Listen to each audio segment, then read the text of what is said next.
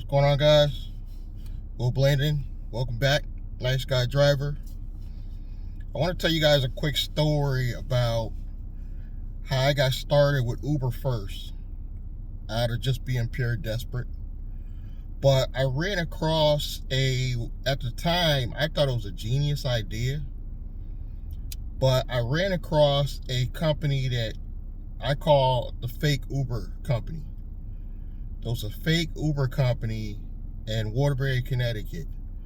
This is back in 2017, 2018.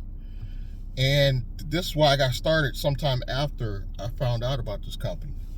I would say 2016, 2017, that they were operating this low, like down low taxi service. And I thought it was genius because they were using, at the time, an app. It was some type of dispatch app. I wish I could remember the name of the app they were using. It was because I bet you it's still around. It was a type of dispatch app everybody had to put on their phone. And this guy would coordinate different rides right from his house. No license, no nothing, totally illegal. And it gets worse. He recruited drivers in Waterbury, Connecticut. I was living in Waterbury, Connecticut at the time, that I personally know for a fact didn't have no insurance. There was no driver's check. So literally anybody with a car that was driving, legal or illegal, would give him a percentage per the ride. And they were charging a lot at the time, but it was still, I believe it was cheaper or comparable to the real Uber at the time. You got to think, back then it was a little bit cheaper than it is now. And people liked doing it because, yeah, they were cheaper than the real Uber. But somehow he made a good profit in the middle, contracting all these people, because everybody had a car, but nobody was like legal. There was a bunch of people running around in Waterbury, probably even to this day, that don't have no car insurance or anything on the car, license suspended. These people are all coordinating and picking up people. And they kept talking about it. It was like, well, you're going to go Uber and go to Uber. And at the time, I was going through a failed business with my brother. So we had already started a business. We had some money that we overspent and mismanaged. So shortly after I heard about this company and what they were doing, I thought it was kind of genius, but it intrigued me to go look at the real Uber and see what the real Uber was doing. And eventually this guy that started this, he did go to jail. It had nothing to do with the fake Uber, but I think it was drugs. It's always drugs. You know, it's always these creative minds that want to do things illegal. But I thought if this guy would have just got his license and did things the right way, he would have had a really decent business that even if he got locked up, could have been operating. But I started looking to the real Uber. I figured out what I needed to do to sign up. My grandmother just died in 2017. And I want to say towards the end of 2017, 2018, that I started Uber. And I had, at the time, my Chevy Trax had a lot of miles on it. It was still a brand new car, but had a lot of miles. I probably had like 50,000 miles on it.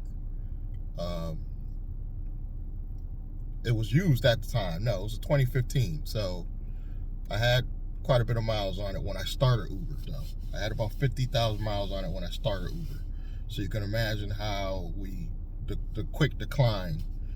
But Uber was paying good back then. 2018, towards the beginning of 2018, I was leaving Bed Bath & Beyond. 2017, I left Bed Bath & Beyond. The business failed, so I jumped right into doing Uber. You know, I still lost the house we were renting, but I still had a means now to at least pay the bills. But Uber was paying decent back then.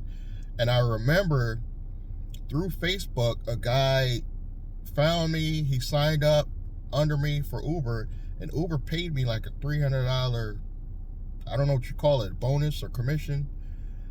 That's the kind of money they were paying back then to get other people signed up. People tell me Lyft is paying a lot right now to sign people up, but I haven't got any referrals. And I always put the referral link on my Nice Guy Driver channel. But back then, for some reason, Uber was paying so much money for referrals that there was people not even driving. You hear what I'm saying? There was people not even driving. They were just referring people to drive. And they were making like $1,000, $2,000, $3,000 a month. And that's why the rideshare professor is trying to sue, because he was one of those people that was blasting, sign up, sign up, sign up. And a lot of people signed up under him out of respect for him. But then come to find out, Uber played the game and didn't want to pay after a while. They were paying for a little bit, but they stopped paying because they realized, well, we got to pay them. We don't need to pay them now. We're a household name. So, started driving for Uber only. How I ran across Lyft, some guy ordered a ride. I'll never forget. Actually, in Waterbury as well. He ordered a ride. I picked him up. And back then, Lyft had these like hired independent people that would like market like crazy to sign people up. The guy talked me into it, and it was really sneaky that they were ordering Uber rides to get people, and then they would sell you, and he signed me up right then and there, quick. And it was a really aggressive push for them to sign Lyft people up at the time. And I don't remember how long after I was doing Uber did he come across me. I want to say probably the next year, the following year maybe. And then I started driving for Lyft as well. I don't remember anything amazing about Lyft back then as far as bonuses and pay, but I know that I got a lot more offers from Lyft when it first came out. Like, for a while, you were like sitting because there was so much competition on Uber that it was good now to have Lyft because I had versatility. You know, and that's still to this day why I have both apps, because one might play games one day and just decide to deactivate me because some passenger said this and said that. You know how it goes, guys. So I keep both for that reason. But I've become a better entrepreneur because this is not my only gig now. You know, outside of Uber and Lyft, through being just an Uber driver, with this EIDL programs, I'm not bragging, but I've able to lock down quite a bit of money from them.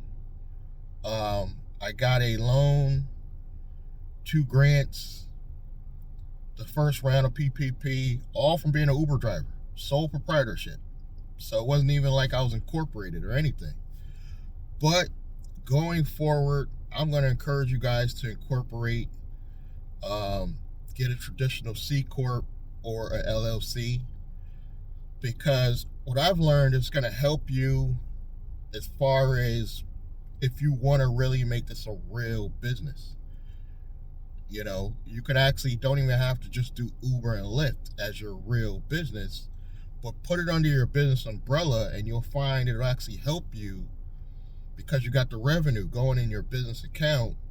It could help you qualify for more funding to go do what you really want to do. That's all I'm saying. And I would say definitely start a YouTube channel. Everybody with a business should have a either division or your whole company should be a media company. You know, the division, department, something has to be your marketing department. Something in that company should be dedicated to media, because video is the future.